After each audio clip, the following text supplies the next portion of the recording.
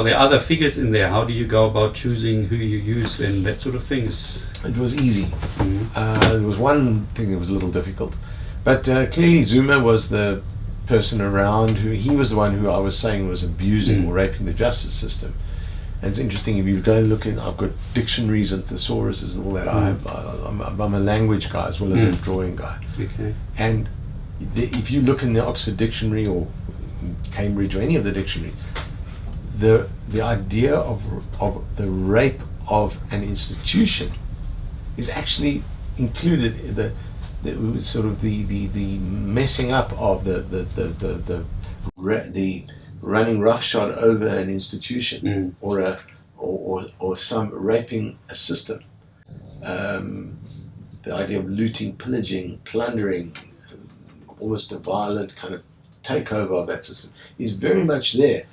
So Zuma was that guy for sure, but clearly with the help of allies. Now ANC, in the form of Gwede Mantashe, all of the people in there were the tripartite alliance. So the three. So you've got the ANC Youth League, you've got the ANC, the ANC centrally, but you've got the Youth League is just the youth wing of the ANC. You have the COSATU, the unions, the union movement, and the Communist Party, SACP. And then Blade and Zamande as SACP, and Gwede Mantashe as ANC, Julius Malema as the Youth League, and even Zwelinzima Vavi, who I had a lot of respect for, had all said things that showed that there would be anarchy, or they would kill, whether they were being literal or figurative, who knows, but if the corruption charges went ahead. And for me, that was all of those things that they said were bullying or threatening the judiciary and the whole justice system to try and get the corruption charges dropped so that Zuma could become president. So the figures chose themselves, even Vavi, who I was a little reluctant to put in, but he had to be there because he had also said, we'll kill for Zuma. And he's very sorry about that now, but he did say that there.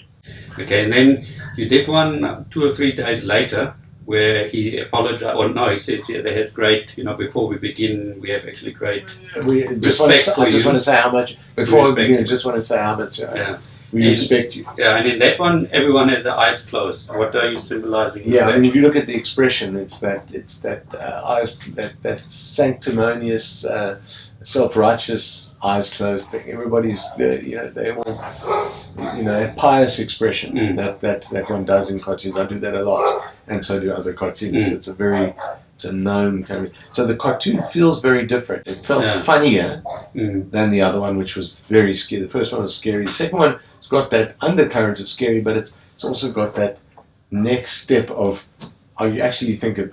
I mean, many people thought the second one was pretty funny, whereas nobody thought the first one was funny.